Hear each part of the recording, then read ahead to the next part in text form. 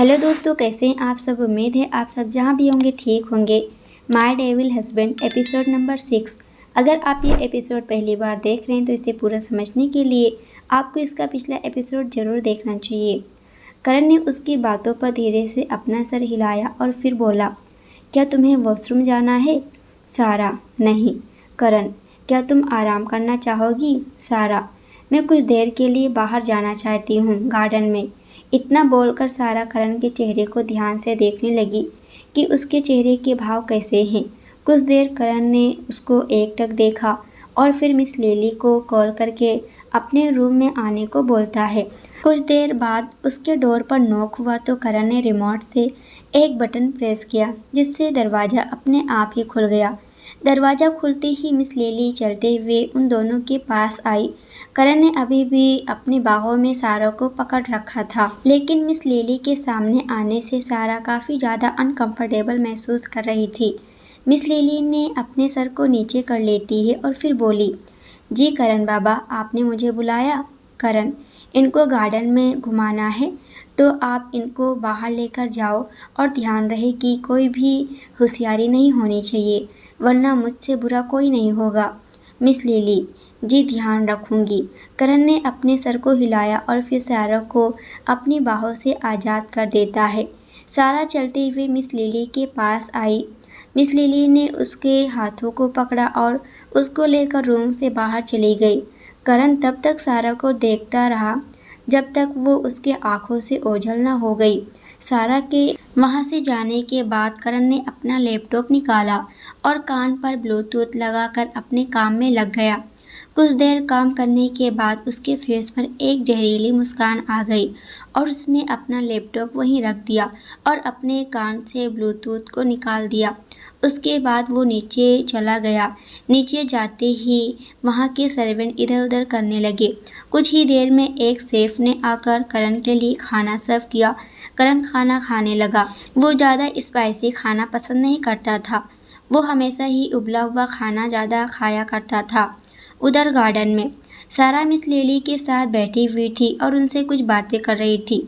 सारा, आपको पता है आज उस राक्षस ने मुझसे क्या कहा? मिस लिली, क्या कहा उन्होंने? सारा ने जो भी करण ने अंदर उससे बोला था वो सारी बातें मिस लिली को बता देती है। मिस लिली सारा की बातों को ध्यान से सुनने लगी। सारा, आपको पता है आज वो कुछ ज़्यादा ही अजीब व्यवहार कर रहा था मेरे साथ। मुझे वो बिल्कुल भी नहीं पसंद। मुझे बस मेरे घर जाना है, कुछ भी करके, जो कि वो मुझे जाने नहीं देगा। ये बोलते बोलते हुए उसकी आंखों में आंसू आ गए। मिस लिली ने उसके आंसू को साफ किए और उसको प्यार से समझाने लगी। सारा उनके गले लग गई। सारा मिस लिली के साथ जब भी रहती थी उसे अकेलेपन का एहसास नहीं होता था। मिस लिली ने उसे वहीं बेंच पर लेटा देती हैं और उसके सर को अपने गोद में रख लेती हैं।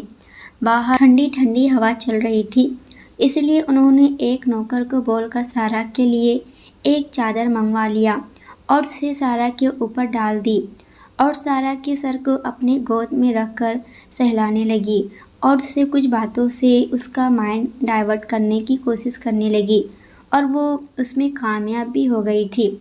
इधर सारा उनसे बात कर रही थी, उधर करण ने खाना खाया और अपने कमरे में चला गया। कमरे में आने के बाद उसे सारा के बिना खाली खाली सा लग रहा था, इसलिए वो विंडो पर आकर सारा को बाहर गार्डन में देखने लगा। उसने देखा वो मिस लिली के गोद में अपना सर रख के सो रही थी। उसे बहुत जलन हो रही थी कि सारा उसके साथ ऐसा व्यवहार क्यों नहीं करती और सबके साथ उसका व्यवहार अलग क्यों रहता है। लेकिन सारा इन सब बातों से बेखबर मिस लिली की बातों में लगी हुई थी। करण कभी नहीं चाहता था कि सारा कभी किसी और से बात करे, लेकिन वो ये बात जानता था कि मिस लिली से बात करने से उसे अच्छा लगता है और वो थोड़ा खुश भी रहती है, इसलिए वो उनके साथ उसे छोड़ दिया करता था। वो खड़े खड़े उसको वहीं से देख रहा था। दूसरी तरफ मेहता मैंसन में नितिन जी अपनी पत्नी के पास बैठे हुए थे, क्योंकि उनकी पत्नी की हालत दिन ब दिन बिगड़ती जा रही थी। वो ना कुछ खाती और ना कुछ पीती, उन्हें ज़बरदस्ती खिलाया जाता था। वो बस दिन भर सारा के ही नाम लेती रहती। उनको इस तरह देखकर घर में सब काफ़ी ज़्यादा परेशान रहते। अनन्या का अभी लास्ट मंथ चल रहा था, इसलिए उसकी भी हालत कुछ खास ठीक नहीं थी। नितिन जी बैठे हुए उन्हीं को देख रहे थे, तभी उनके फ़ोन पर एक कॉल आया। उन्होंने कॉलर आईडी देखी तो उस पर उनके असिस्टेंट का नाम फ्लैश हो रहा था। उन्होंने अपनी पत्नी के पास एक नौकर को बैठने के लिए बोलकर और वो बाहर जाने के बजाय जल्दी से अपने स्टडी रूम में बाहर आकर उन्होंने कॉल उठाया और कान पर लगाया। नितिन जी, अब मुझे जल्दी से बताओ क्या न्यूज़ मिली है। उम्मीद करता हूँ तुम्हें पता चल गया होगा, वरना फिर तुम समझ रहे हो अच्छे से, क्योंकि तुम्हारा समय ख़त्म हुआ। असिस्टेंट हकलाते हुए बोला, बॉस मुझे जानकारी मिली है पर। नितिन जी, पर क्या? असिस्टेंट, मैंने अपने एक आदमी से पता करने के लिए बोला है, तो मुझे बस इतना पता चला है कि सारा मैडम को कोई बड़ा बिजनेसमैन अपने साथ ले गया है, पर उस बिजनेसमैन के बारे में हम जानकारी हासिल नहीं कर पा रहे हैं, क्योंकि उसकी सभी जानकारी हाइड की हुई है, पर ये भी हम बहुत जल्द कर लेंगे। नितिन जी दहाड़ते हुए बोले, मुझे जल्दी से जल्दी उस बिजनेसमैन के बारे में जानकारी चाहिए। तुमसे एक काम भी ठीक से नहीं हो रहा है। असिस्टेंट्स, मैं कोशिश कर रहा हूँ बॉस। नितिन जी, मुझे कोशिश नहीं, मुझे रिजल्ट चाहिए। असिस्टेंट्स, मुझे मेरी बेटी चाहिए जल्द से जल्द। पता नहीं वो किस हाल में होगी और किस में इतनी हिम्मत है कि वो उसने नितिन मेहता की बेटी को उठाने की कोशिश की। मैं उसे जिंदा जला के राख कर दूंगा। बस मुझे एक तो बार मिले। तुम मुझे जल्द से जल्द पता करके बताओ वो कौन है। असिस्टेंट, जी बॉस। इतना बोलकर उसने कॉल काट दिया और नितिन जी किसी गहरी सोच में डूब गए। फिर उन्होंने कुछ सोचते हुए किसी को कॉल किया और बोले, मुझे तुमसे मिलना है, रात को मुझे मेरे घर पर मिलो। इतना बोलकर उन्होंने कॉल रख दिया और फिर कुछ सोचने लगे। राठौर मैंसन। सारा अभी भी गार्डन में मिस लिली के साथ बैठी हुई थी और करण उसे अभी भी अपने रूम की खिड़की से देख रहा था। तभी उसके पास किसी का कॉल आया। उसने देखा तो उसके फ़ोन पर एक नाम फ्लैश हो रहा था। वो उसका सीक्रेट आदमी था जो उसके पर्सनल काम को देखता था और उसको सारी जानकारी भी देता था। जब करण ने देखा कि उसका कॉल आ रहा है तो वो समझ गया था कि ज़रूर कुछ बहुत ज़रूरी बात होगी, तभी उसने कॉल किया है, वरना वो तो ऐसे इतनी रात को किसी का कॉल नहीं रिसीव करता था। वो वहाँ से कमरे में चला गया और उसने फ़ोन कान से लगाते हुए, करण, हेलो। दूसरी तरफ से उस आदमी की आवाज़ आई, हेलो बॉस, हमें एक जानकारी मिली है। करण, बोलो। दूसरी तरफ से, बॉस, वो नितिन मेहता का असिस्टेंट आपके बारे में जानकारी निकाल रहा है, पर मैंने आपकी सारी इन्फॉर्मेशन को हाइड करवा दिया है। वो कितना भी आपके बारे में जानने की कोशिश करेगा, हाथ पैर मारेगा, पर आपके बारे में कुछ नहीं जान पाएगा। लेकिन वो जी जान लगाकर सारा मैडम के बारे में पता करने की कोशिश कर रहा है। करण के चेहरे पर एक खतरनाक स्माइल आ गई और वो बोला, करने दो, जो वो कर रहा है मैं भी तो देखूं क्या करेगा वो। दूसरी तरफ से, ओके बॉस। इतना बोलकर उसने कॉल रख दिया। करण ने एक नज़र अपने फ़ोन को देखा और फिर एक खतरनाक स्माइल के साथ बोला, तो मेरे ससुर जी भी मेरे बारे में पता करने की कोशिश कर रहे हैं। ज़्यादा टाइम नहीं है, अब जल्दी ही हमारा सामना होने वाला है। कुछ देर इंतज़ार कर लीजिए प्यारे ससुर जी। उसके बाद उसके चेहरे की स्माइल और भी ज़्यादा बड़ी हो गई। फिर उसने बाहर आकर एक मेड को मिस लिली को बुलाने के लिए भेज देता है। मैं दौड़ते हुए वहाँ पर गई और मिस लिली को बोल दी कि करण बाबा अंदर बुला रहे हैं। मिस लिली ने एक नज़र सारा को देखी, जो अंदर जाने की मूड में तो बिल्कुल भी नहीं लग रही थी। मिस लिली, सारा मैडम अंदर चलिए। सारा, नहीं, मुझे उस राक्षस के पास नहीं जाना है, वो फिर से मेरे साथ वही सब करेगा। मिस लिली, अगर आप अंदर नहीं जाएंगी तो करण बाबा और गुस्सा हो जाएंगे, और फिर कल उन्होंने आपके साथ कुछ नहीं किया था ना, आज भी नहीं करेंगे। मिस लिली के इतने बोलने पर भी सारा अंदर जाने को तैयार नहीं थी। बहुत समझाने के बाद वो जाने के लिए मान गई और धीरे धीरे मिस लिली के साथ अंदर जाने लगी। अंदर जाने के बाद मिस लिली ने सारा को करण के कमरे तक छोड़कर और वो वहाँ से जाने लगी तो सारा ने उनका हाथ पकड़कर और अपने सर को ना में हिलाने लगी। मिस लिली उसकी हालत समझ रही थी पर वो कुछ भी नहीं कर सकती थी। तो वहीं अंदर बैठा करण भी सारा की हर हरकत को देख रहा था। करण ने देखा कि जब सारा रूम में आने को तैयार नहीं थी तो उसका गुस्सा और बढ़ गया। उसने अपने कड़क आवाज़ में बोला, miss lily you can go now. उसके ऐसे बोलने पर दोनों डर गई और मिस लिली लाचार नज़रों से सारा को देखने लगी। करण के इस तरह बोलने से सारा और भी ज़्यादा डर गई थी और वो उसके पास जाना बिल्कुल भी नहीं चाहती थी, इसलिए वो मिस लिली को छोड़ नहीं रही थी। तभी उन दोनों के कान में करण की फिर से दहाड़ने की आवाज़ आई। करण, क्या आप लोगों ने सुना नहीं मैंने क्या कहा? मिस लिली, अब आप जा सकती हैं और तुम मेरे पास आओ। मिस लिली ने सारा से अपना हाथ छुड़ाई और उसको दया की भाव से देखते हुए चली गई, लेकिन सारा अभी भी अपनी जगह पर खड़ी थी। मजाल है कि वो अपनी जगह से इधर की उधर हुई हो। जब करण ने देखा कि वो लड़की उसे डर नहीं रही तो उसने फिर से कहा, तुम खुद से चलकर मेरे पास आओगी या मैं तुम्हारे पास आऊँ? सारा एक बार फिर से उसके ऐसे बोलने से डर गई और धीरे धीरे चलकर उसके पास जाने लगी। करण ने देखा वो काफ़ी ज़्यादा धीरे धीरे आ रही थी तो उसने फिर से बोला, उतनी जल्दी से चलकर आओ जितनी जल्दी से तुम मुझसे दूर भागती हो। सारा का मन कर रहा था कि करण के सर पर बम फोड़ दे, पर फिर भी वो जल्दी जल्दी चलकर उसके सामने जाने लगी। वो उसके सामने जाकर खड़ी हो गई। करण ने उसको फिर से खींचकर अपने गोद में बैठा लिया। सारा एक बार फिर से हैरान रह गई। करण ने सारा को देखा और फिर धीरे धीरे उसकी तरफ झुकने लगा। उसके ऐसे करने से सारा काफ़ी ज़्यादा डर गई थी। उसे लगा करण फिर से उसके साथ वही सब करेगा। सारा ने जैसे ही कुछ बोलने के लिए अपना मुंह खोली कि करण उसके ओठों पर अपने ओठ रख दिए और उसे किस करने लगा। सारा उसको धक्का देने की कोशिश करने लगी, लेकिन करण की पकड़ मजबूत थी और वो उसे छोड़ने को तैयार नहीं था। कुछ देर बाद सारा ने स्ट्रगल करना छोड़ दी और करण को उसकी मनमर्जी करने दी। आज करण बाकी दिन की तरह वाइल्ड नहीं था। वो काफ़ी सॉफ्टली सारा को किस कर रहा था। काफ़ी देर तक करण उसको किस करता रहा जब तक वो सेटिस्फाइड नहीं हो गया। उसके बाद उसने सारा को छोड़ दिया। उसके छोड़ते ही सारा लंबी लंबी सांसें लेने लगी और करण उसको अपनी काली आंखों से पूरे पैशन के साथ देखने लगा।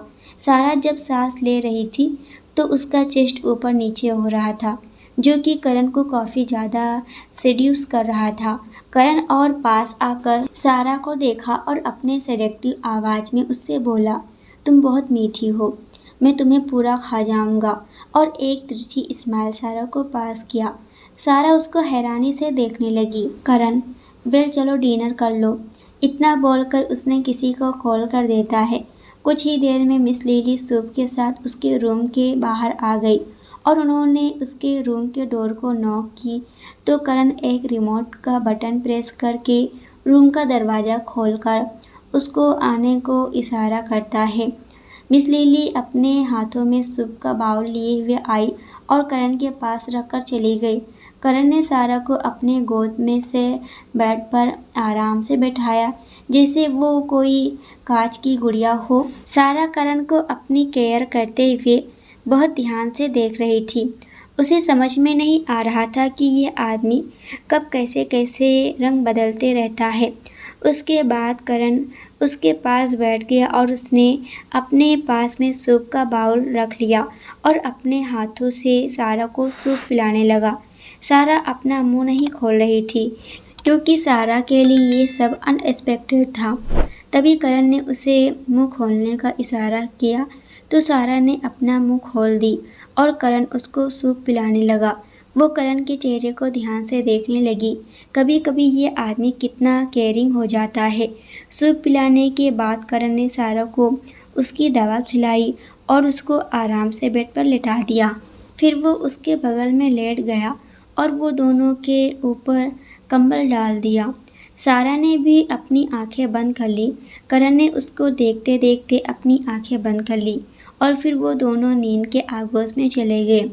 उधर देर रात को विनीत जी अपने स्टडी रूम में बैठे थे। तभी उनके पास कोई आया और उनके सामने बैठ गया। नितिन जी बोले, मैं तुम्हारा ही इंतज़ार कर रहा था आहान। अच्छा हुआ कि तुम आ गए। सामने बैठा इंसान कोई और नहीं आहान था। वो उनको देखने लगा। आहान, कोई ज़रूरी बात है क्या अंकल? उसके पूछने पर नितिन जी ने उसे देखा और फिर बोले, मुझे मेरे असिस्टेंट ने बताया कि सारा को किसी बड़े बिजनेसमैन ने किडनैप किया है, पर उसकी इन्फॉर्मेशन नहीं निकाल पा रहे हैं। मैं चाहता हूँ कि ये काम मेरे लिए तुम करो। मुझे पता है कि तुम मुझसे पहले सारा की खोज में लगे हुए होंगे। आहान ने उनकी तरफ देखा और बोला, मैं अपनी तरफ से हर एक कोशिश कर रहा हूँ, पर पता नहीं क्यों मुझे उसका पता नहीं चल पा रहा है। पर आप चिंता मत करिए, मैं दिन रात एक लगाकर सारा को ढूंढ लूँगा। नितिन जी, मुझे तुम पर पूरा विश्वास है। आहान ने उनको देखा और अपनी पलकें झपका दी। आहान, वैसे आंटी जी कैसी हैं अब? नितिन जी की आंखों में आंसू आ गए और उन्होंने बोला, जब से सारा घर से गई है तब से उनकी हालत कुछ खास ठीक नहीं है।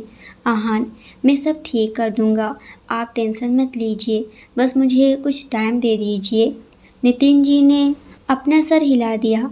आहान और नितिन जी से मिलकर अंडरवर्ल्ड से जुड़े सारे काम करते थे। इसमें आहान उनका पूरा साथ देता था। कुछ देर और बात करने के बाद आहान वहाँ से उठा और अपने घर की तरफ चला गया। नितिन जी भी फिर से अपने पत्नी के पास चले गए। अगली सुबह राठौर मेंशन। करण सोकर उठा और अपने डेली रूटीन के अकॉर्डिंग काम किया और फिर अपने रूम में आया और बाथरूम में चला गया। सारा अभी तक सो रही थी।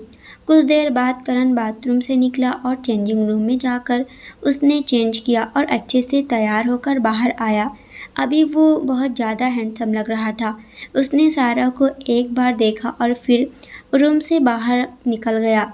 नीचे आने के बाद वो मिस लिली को कुछ इंस्ट्रक्शन दी और फिर ऑफिस के लिए निकल गया। मिस लिली सारा के पास पहुंची। उन्होंने प्यार से उसके सर पर हाथ फेरा। तभी सारा की भी नींद खुल गई। उसने देखा कि उसके सामने मिस लिली बैठी हुई है। सारा ने मिस लिली को देखकर एक स्माइल पास की। बदले में मिस लिली भी उसको देखकर मुस्कुरा दी। मिस लिली, गुड मॉर्निंग सारा मैडम। सारा, good morning miss lily. Miss lily, अब आप कैसा महसूस कर रही हैं? सारा, पहले से बेहतर। मिस लिली, चलिए आप जल्दी से फ्रेश हो जाएं, उसके बाद ब्रेकफास्ट करके अपनी मेडिसिन ले लीजिएगा। सारा, ठीक है। उसके बाद मिस लिली ने सारा को उठने में मदद की और सारा उठकर बाथरूम में चली गई। मिस लिली उसके बेड को सही करने लगी। कुछ देर बाद सारा फ्रेश होकर बाहर आई। उसने शावर भी ले लिया था। मिस लिली ने पहले से ही सारा के लिए कपड़े निकाल कर बेड पर रख देती हैं। सारा ने वो कपड़े पहन ली और फिर मिस लिली के साथ ब्रेकफास्ट करने बाहर आ गई।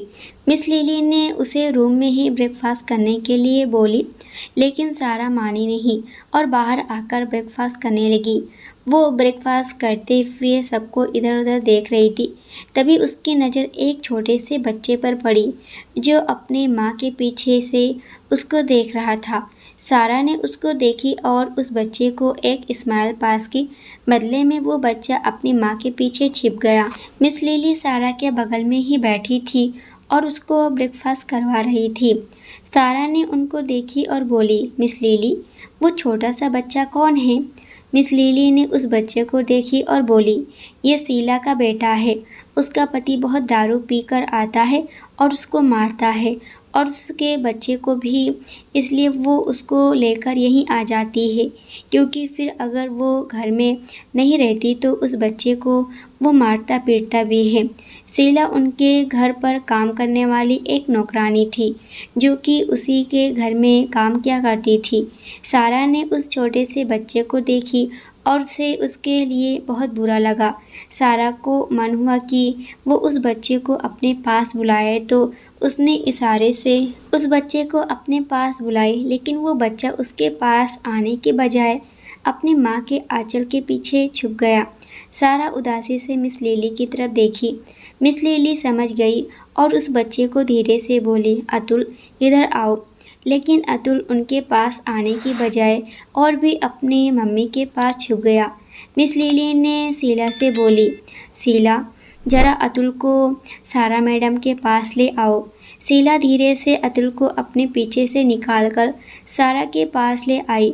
सारा अपने घुटनों के बल पर उसके पास बैठ गई और उसे प्यार से बोली, हेलो अतुल, मेरा नाम सारा है, क्या तुम मेरे फ्रेंड बनोगे?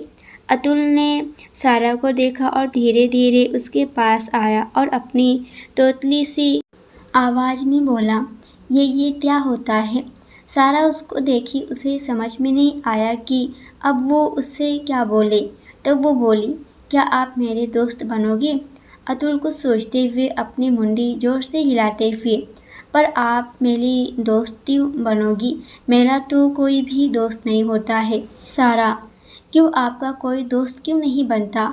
आप तो इतने अच्छे हो ना। अतुल ने उदासी से अपना सर नीचे करके बोला, क्योंकि मैं बहुत गरीब हूँ ना। मेरे पास ज़्यादा पैसे भी नहीं और ना ही अच्छे कपड़े खिलौने कुछ भी नहीं, इसलिए कोई भी मुझसे दोस्ती नहीं करता। सारा को उसके लिए बहुत बुरा लगा। उसने देखा कि उसने एक पुराना फटा फटा कपड़ा पहना हुआ था। सारा फिर शीला की तरफ देखी और बोली, क्यों आप अतुल को अच्छे स्कूल में पढ़ाती नहीं हो? उसके लिए नए कपड़े क्यों नहीं खरीदती? शीला मायूसी से बोली, मैडम, मैं जितने पैसे कमा कर जाती हूँ, मेरा पति मेरे हाथों से मेरे पैसे ले लेता है और फिर दारू पीने चला जाता है। अगर मैं उसे पीने के लिए पैसे नहीं देती तब वो मुझे और मेरे छोटे बच्चे को बहुत मारता है और घर से बाहर भी कर देता है। फिर मैं इतने पैसे कहाँ से लाऊं कि मैं अपने अतुल को अच्छे स्कूल में पढ़ाऊं? वो तो बहुत छोटा है। मैं डर के मारे इधर ले आती हूँ क्योंकि वो मेरे बच्चे को मारता है। उसकी बातें सुनकर सारा की आंखों में आंसू आ गए और वो बोली, तो क्या आप पुलिस में उसकी कंप्लेंट नहीं करते हो? शीला, मैं पुलिस में कंप्लेंट करने जाऊंगी तो बोलता है कि मेरे बच्चे को मार के जेल चला जाएगा, इसलिए मैं डर के मारे नहीं जाती हूँ। सारा, अगर आप डर के रहोगी तो वो आपको और डराएगा। आपको उसके खिलाफ स्टैंड लेना चाहिए, नहीं तो वो आपको और आपके बेटे को ऐसे ही मारता रहेगा। शीला, मैडम, हम गरीब लोग हैं, हम ये सब नहीं सोचते हैं और हमारी माँ कहती हैं कि पति परमेश्वर होता है, वो जो भी करे चुपचाप सहना चाहिए। उसकी इस बात पर सारा को गुस्सा आ गया और वो बोली, जब पति अच्छा हो तभी परमेश्वर होता है, अगर पति राक्षस बन जाए तो वो परमेश्वर नहीं रहता, समझी? शीला ने हाँ में सर हिलाई। मिस लिली ने उसको बाहर जाने के लिए बोली तो वो फिर से जाकर अपने काम में लग गई और सारा अतुल को अपने पास रखकर उससे बातें करने लगी। उधर एक सुनसान जगह पर एक खतरनाक घर था जिसमें से एक इंसान के चीखने और चिल्लाने की आवाज़ आ रही थी कि तभी एक कार आकर रुकी। वहाँ गार्ड दौड़ते हुए आए और उस इंसान के लिए गेट खोला तो उसमें से एक बेहद हैंडसम सा आदमी निकला और उस घर की तरफ बढ़ गया। उसके पीछे ही अभय भी था। वो इंसान कोई और नहीं, करण था। वो चलते हुए अंदर गया और उसके पीछे उसके आदमी भी अंदर जाते हैं। उसने देखा कि कुछ आदमी एक इंसान को बेरहमी से पीट रहे थे। जब करण अंदर गया तो उसका एक आदमी दौड़ते हुए उसके पास आया और उसको ग्रीट किया, करण, इसको इतनी बुरी मौत मारना कि इसकी रूह भी कांप जाए। अब इसे समझ आएगा कि इसने किसको धोखा दिया है। वो आदमी, यस बॉस। करण चलते हुए वहाँ गया और उस आदमी के पास खड़ा हो गया जो अब बेहाल हो गया था। वो कोई और नहीं, करण का मैनेजर था। करण को देखते ही वो उसके पैरों में गिर गया और उसे माफ़ी मांगने लगा। करण ने उसको एक लात मारकर पीछे कर दिया और उसके कॉलर से पकड़कर उसे उठाते हुए बोला, तुम्हारी हिम्मत कैसे हुई मुझसे दगाबाजी करने की? हाँ, तुम्हें मुझसे डर नहीं लगा था? करण राठौर से तो मौत भी कांपती है, फिर तू क्या है? करण ने अपने आदमियों से बोला, इसकी नाखून फोड़ दो और इसे जंगल में जानवर के पास छोड़ दो। उसके आदमियों ने ऐसा ही किया। दोस्तों आज के लिए इतना ही, इसके आगे क्या होगा ये हम देखेंगे अगले वीडियो में। जब तक ये देखिए वीडियो पसंद आए तो वीडियो को लाइक और एक प्यारा सा कमेंट तो ज़रूर करना। और अगर आप इस चैनल पे नए हो तो चैनल को भी सब्सक्राइब कर हमें सपोर्ट ज़रूर कीजिएगा। पूरी वीडियो देखने के लिए आप सभी का बहुत बहुत धन्यवाद।